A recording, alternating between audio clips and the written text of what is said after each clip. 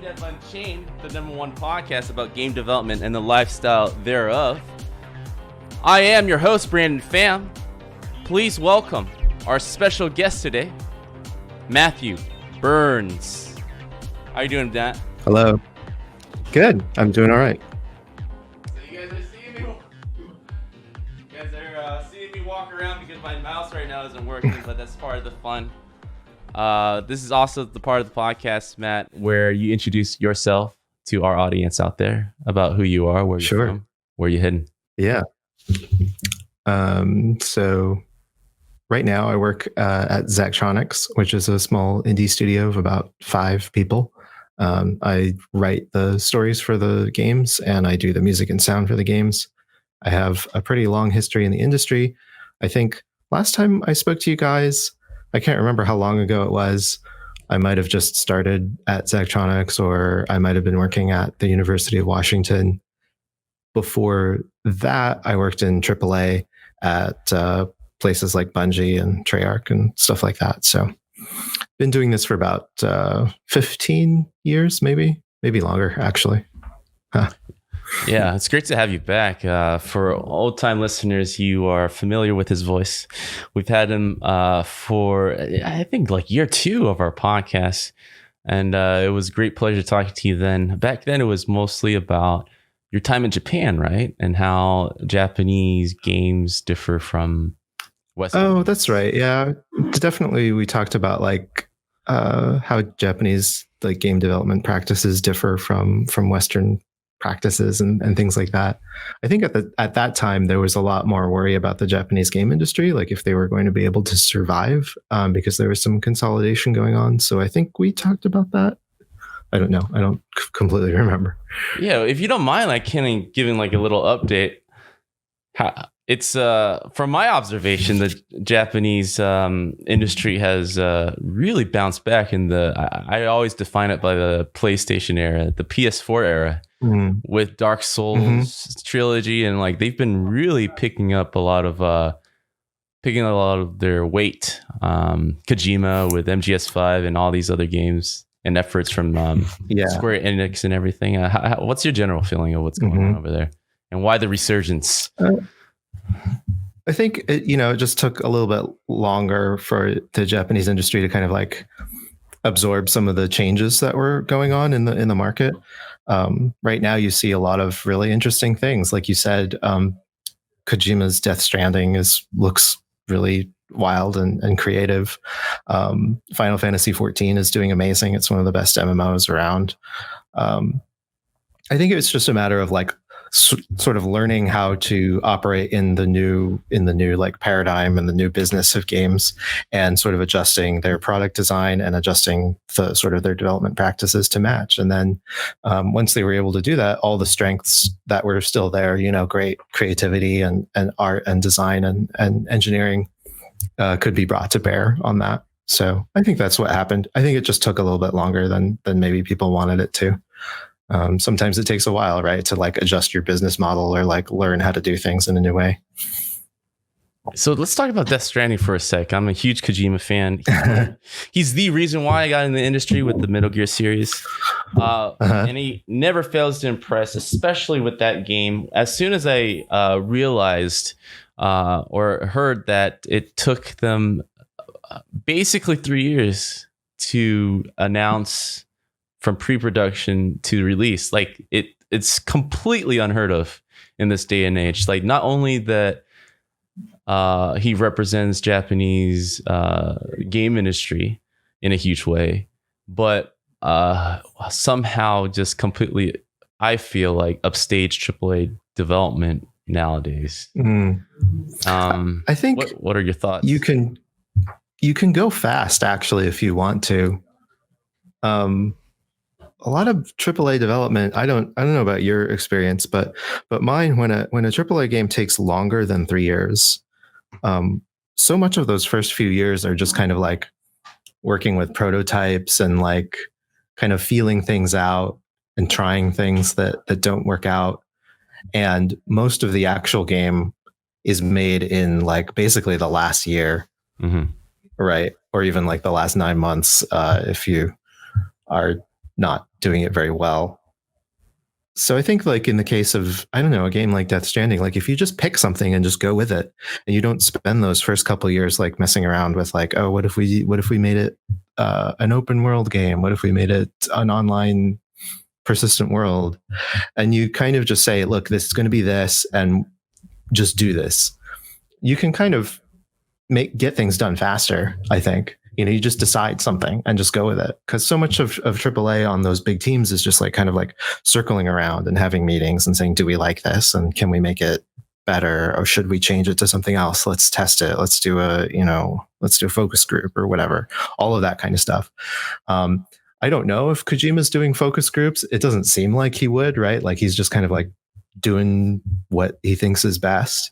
And so that actually probably speeds development up, right? Because he can just be like, yeah, it's crazy, but I'm doing it. I'm having a character named Bad Man or whatever. I forget the name, but it's like, just go and just do it. Yeah, it probably helps that he probably has a journal of game ideas that he wasn't able to execute when he was working in the Metal Gear franchise. That totally, for a long time he was he obviously loves making it, but probably Konami didn't really let him explore too much as he can now. Plus he has that forced mentality to do something else. And I don't know if you read that not expose, but like this kind of like article about him trying to set up his new studio and the troubles he went through, even being accomplished in Japan. Right. No, I didn't read that, but I've heard about it like secondhand. Kind of the I don't know. It takes a certain like I don't know what to like self-regard in order to just like push your ideas through and say, I really want to do this. I think a lot of people have ideas and then they go and they work on their team, and it's good to like work with the other team members and maybe like decide on something together. There's a certain quality that some people have where it's like, I really want to do this exact specific thing. And so it's great that he's gotten the opportunity to do that. I think we're in for something extremely unique. I'm looking forward to checking it out. Well, let's turn the table back to you. So it's been a while since we've talked, and I kind of want to play catch up with you. How you been doing? You mentioned you with a team of 5. Is this the same team of 5?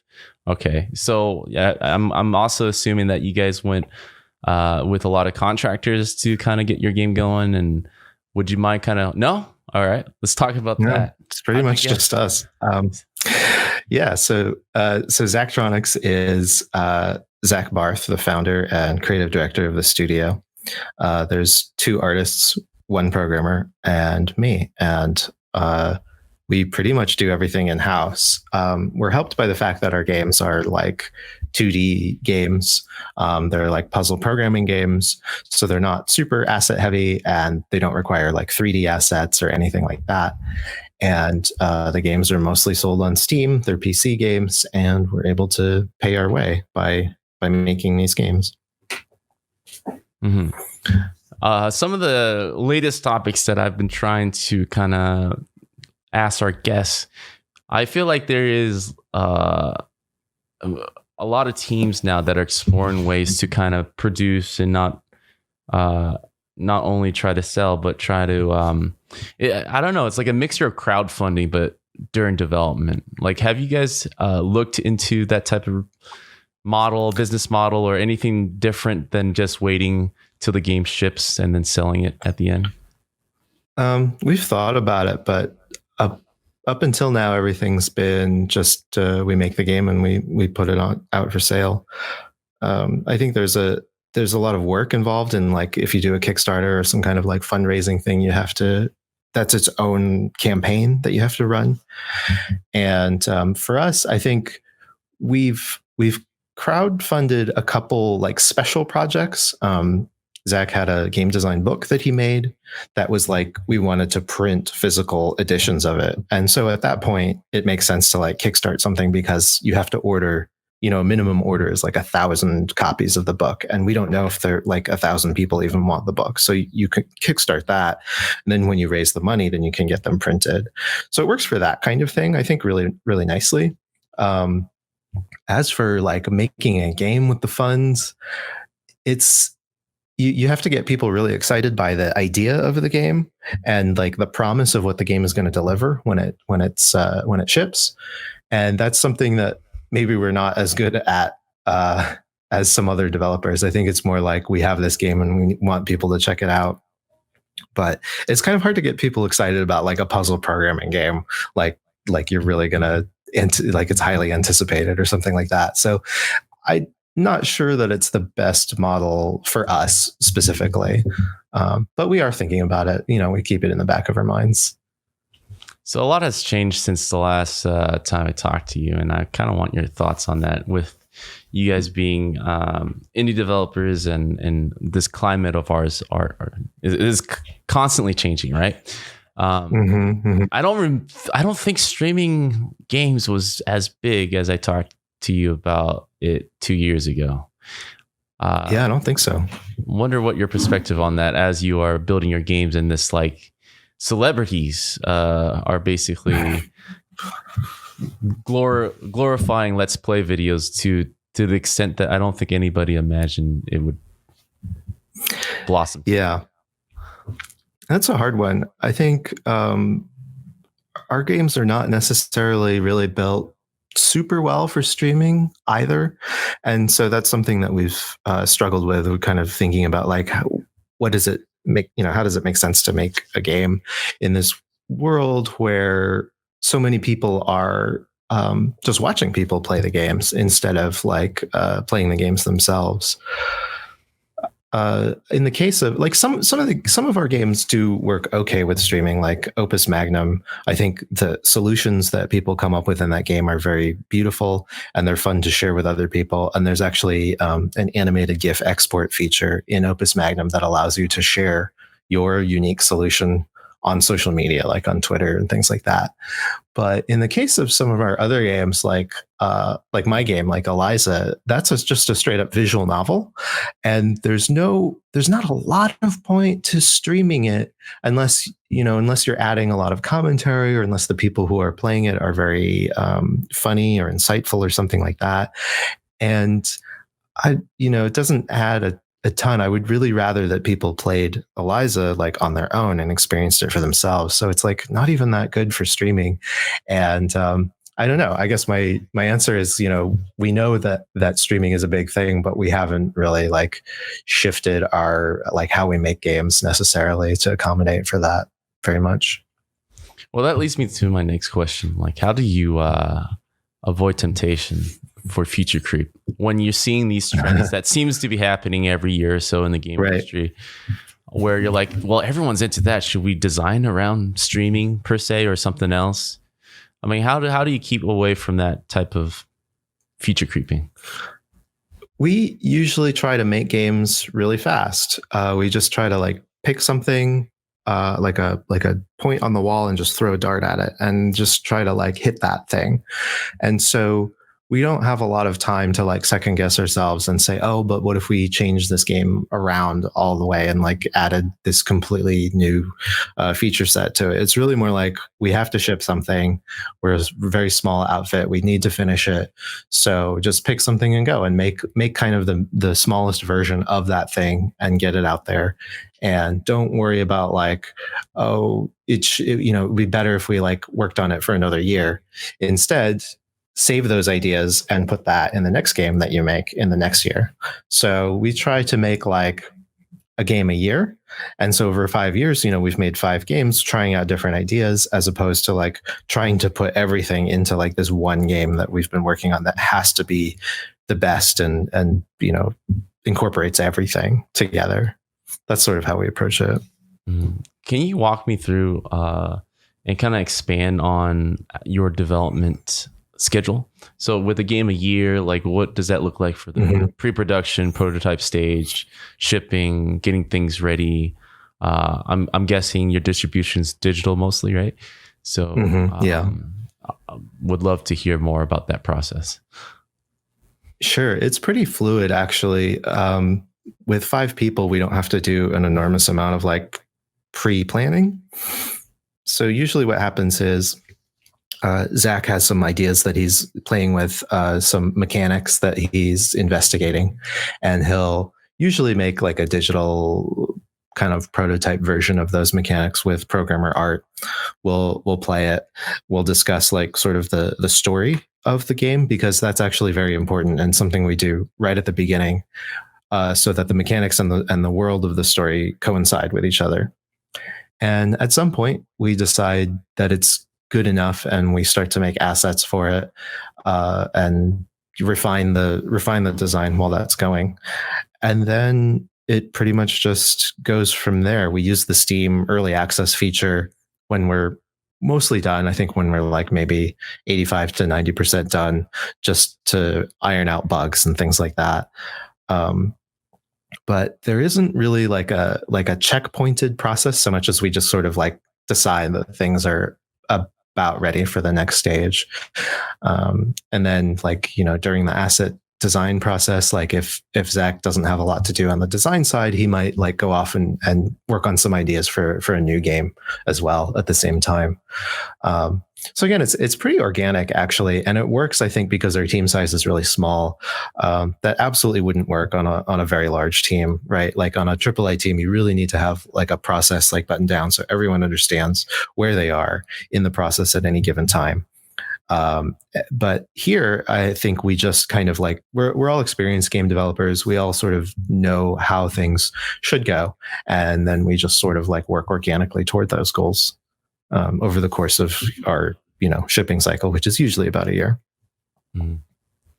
When we first talked, we were talking about the Japanese industry on the reasons why they are failing. And, it wasn't until recently, as we talked at the beginning of this podcast, that they found a resurgence. I want to talk about team size, right? Team size, we've been both in the AAA industry. We've seen the disadvantages and advantages of that. Being able to work in a huge team, you're able to deliver all aspects of the disciplines to the pinnacle of excellence, right? But also the downfall of that is if it doesn't do well, everyone gets laid off, because there's not a lot of room for developers to hang out in. Being in the indie developer space now, seeing the flexibility of how a small team can operate and move fast, what are the things that you feel that indie developers now are can't really do, right? Aside from the big explosions, sure, the gimmies, right? But like the things that we're still struggling on the smaller scale, that you feel like we're not exactly there in terms of being able to match up, even in a small square footage, right? Yeah. I think the biggest thing for me actually is like marketing and stuff. You and I both have some familiarity with Activision, and like I think at least half of their budget of any given game is like marketing, right? And a huge part of their organization is marketing, and probably the most like powerful division in that company is marketing, I would say. As indie developers, we're just a studio. We make the products. The 5 of us are really fully focused on like making the game, because it's just the 5 of us. And then like marketing is like, I guess we'll tweet about it or whatever. Whereas AAA companies and big companies have all kinds of interesting things that they're doing with marketing. They're able to think about it year round. They have lots of teams dedicated to it full time, and they're doing all kinds of marketing activities. And there's been a lot of talk in the indie community lately about like, how do you get the word out about your game? There's so many indie games now out there, just a ton of them. And so how do people find them on Steam? How do people know that they exist? I wish that more people knew that Eliza existed, for example. But I don't know how to reach those people necessarily, because we just don't have that like marketing know-how and that marketing like organization.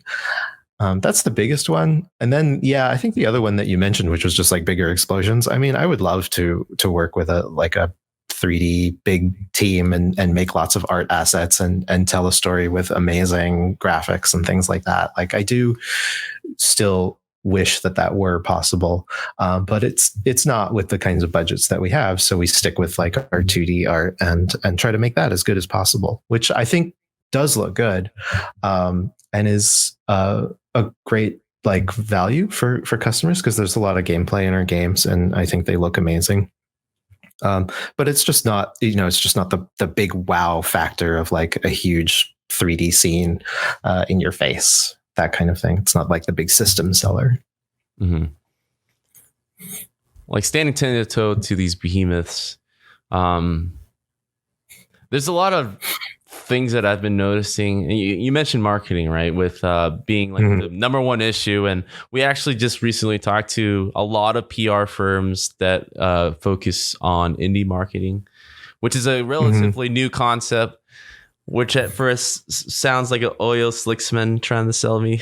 Yes, because I think like with, we were counting our cents here on the team. It's like, what are you going to do? Is he going to update my Facebook? Yeah. It's like, yeah, what? exactly. I'm going to pay you for it. But like, now I think I think smaller teams are slowly embracing that, because finally they're realizing like this is a lot more work than I gave credit to. What's your perspective on that, being a part of a big team with a huge marketing budget, and now slowly seeing like these firms kind of out there to help you? But again, it's still not like a firm sell yet to everybody's like, that's enough course. Yeah, I think the jury's still out, because there's so many of these like indie PR places that will happily, they're happy to take your money, right? And then like what they actually do with it is it differs between the different firms. But like if they have relationships with news outlets that like to cover indie games, for example, maybe they can get some coverage for your game. But is that really valuable or not? Like, just because a website writes about a game, like, oh, here's this weird indie game that does this, that doesn't necessarily translate like into sales of the game very much. Certainly not as much as it used to. I think these days sales are driven much more by like word of mouth, or what people are playing, or these kind of like tastemaker streamers that you mentioned earlier, or like other channels like that. And so there's like a component of thinking about like how to get people excited about what you're doing and how they're going to find out about it. And there's more to just like, oh, we'll spam your press release out to a bunch of like media people. And I think you see some indie studios, like the larger ones, have like a full-time marketing person on their staff, like on their own staff. And that makes a little more sense to me, because it's like someone who's like continuously trying to like refine the message and get the message out there, and like figure out like what message is working and resonating with people, versus like you just hire someone to like try to spam your information out there one time, like when the game is released. And so integrating it into the company as like kind of like a small version of what big AAA games do sort of makes more sense to me. Although in our case, again, Zachtronics is such a niche developer, it's hard to imagine like a sixth person who's like solely dedicated to marketing like being worthwhile, because our games are so like specialized and they're for a specific audience. That's not just like it's not just like anyone who plays games would play these games, Yeah. And it definitely makes it easier who to fire first if it doesn't do well.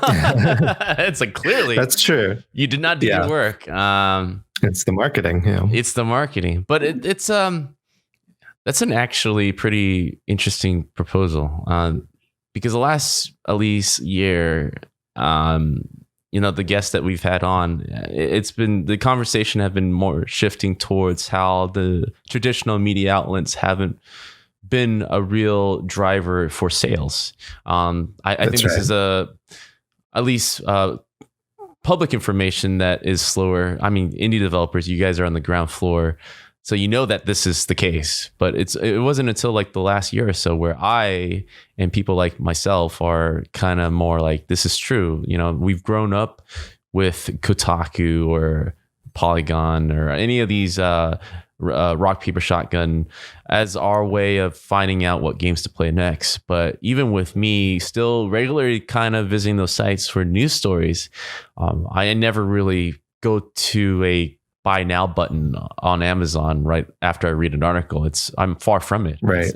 I never really base my decision of buying anything from reading about a game review or any of that sort. Yeah. Which makes it hard. Like indie developers would love to have that as the answer because it's a formula. It does. Yeah. I wonder what is it really now? Because right now it's still a mixed bag of proper exposure with the right streamer, because streaming isn't really the answer either. It's just a lot of luck still, right? I mean, what is your? I think so. Yeah. There's really no like specific formula, at least that anyone that I know has like able to articulate. It's really kind of like a mixture of luck, a mixture of like being in the right place at the right time, being seen by the right person. It's kind of like, I kind of think of it like tweets, right? Like sometimes a tweet that you make randomly takes off and you have no idea why.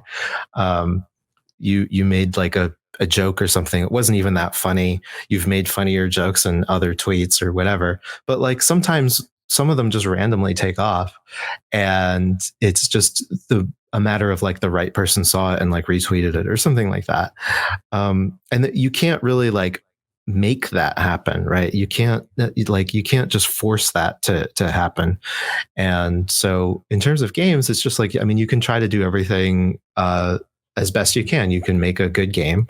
You can try to tell as many people about it as you can. And then it kind of just like has a life of its own that like maybe it catches on and maybe it doesn't. Like maybe it sort of like is able to punch through like whatever layer of just people's like, people are inundated with information like every second of their lives now, right? Because of being online. And so it's like, what will like actually like punch through and get their attention? I don't know. I don't have a good answer for that. So I guess I'm just going to try to like keep making good games and hope that they reach an audience, and we'll do the, we'll try to get the word out there. But we don't have any like secret tips or special sauce or anything as far as that's concerned. It's a mystery. Mm-hmm.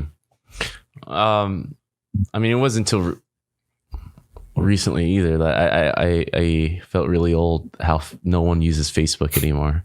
Like it wasn't until I started really hanging out with more indie developers, or at least interviewing them, that I realized Facebook is completely dead on that side of the fence. Like very few developers even have a Facebook profile. Yeah. Which is a conversation that I didn't get the memo. Like, what's up with that? Facebook is for like Gen Xers and Boomers. Maybe I don't think kids really use Facebook at all. Yeah, and with Twitter being like the ideal format because it's I'm guessing less algorithm. When you tweet, it's most recent. Yeah. Does that help with sales? I mean, is there a formula there that like the most followers, like is there something, is it just another platform or another mountain to shout from, and not necessarily a way to get people to pay attention to your I think that's what it is. It's another place where you can yell about yourself and people will maybe pay attention or maybe they won't. I don't know how effective Twitter actually is at starting trends so much as it just kind of reflects trends that are already happening. So it's like if your game is already viral, then sure, like a lot of people are tweeting about it. I'm not sure how like, if you just made the perfect viral tweet about your game, that it would necessarily make your game successful. It doesn't seem like it would to me. Again, you can just shout into the wind on any of these social media platforms and sort of not necessarily get anywhere. Well, what are your thoughts about it's a changing landscape every year or so, right? I mean, we're just talking about the last time you were on this show to now. Like, there's a whole different element to the streaming wars. Not just popular streamers streaming Let's Play, but like consoles right now are looking at streaming as a viable distribution. A lot of them are paying attention to indie developers as the resource, since there's no really loyalty with AAA developers. They just have 1 year exclusivity, but it's the indie developers that have real, well, what we're used to, like real exclusivity. Right. How do you see that playing a factor in the industry? I think it's like, these new streaming services like Google Stadia and some of the others, they're in this they're in this place right now where they're trying to get content for their platforms, and so they're being nice to indie developers and like trying to say, hey, you should come on our platform, like we'll give you money. Actually, the Epic Game Store is kind of a similar example to this, which is like, we want people to be using our store regularly, so we'll give you money to be on our store and be exclusive to our store, because we're in that kind of startup phase. Once the platform is successful, though, there's no real reason for them to do that, because you kind of have to be on their platform if you want to like be able to sell your game, right? Like, so Steam doesn't like offer indies money to be on Steam, because like everyone has Steam. It's sort of the de facto platform, right?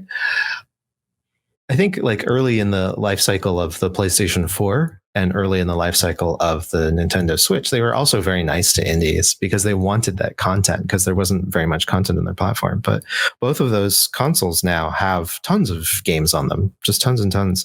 And there's no way like you could go to Sony now and say, hey, I'm doing a new PS4 indie game, give me money for it, because they're like, well, we have a established platform with like 30 million PS4s, or I don't remember the actual number. So some indies are very good at like sort of taking advantage of this. When it's early in a platform, the platform holder is like nice to you and wants your content. And so some of these developers can like really take advantage of that and say, oh, we're going to give you this thing for your new platform. We'll make you this new thing. And then other developers like us, we just kind of make stuff for PC and we don't pay very close attention to that. Because I think if we were always like chasing down a new platform and saying, oh, we should make this, we should make that, we would kind of lose the speed that we have in making games just for PC in the kind of the niche that we have. So that kind of strategy isn't necessarily for us, but it can be good, like if you're able to take advantage of a new platform as an indie. Mm-hmm. And kind of like a leadway to the future of the industry. I think when we last talked too, kind of playing a lot of recaps, because it was just conveniently like a lot of things has happened since the last time we talked.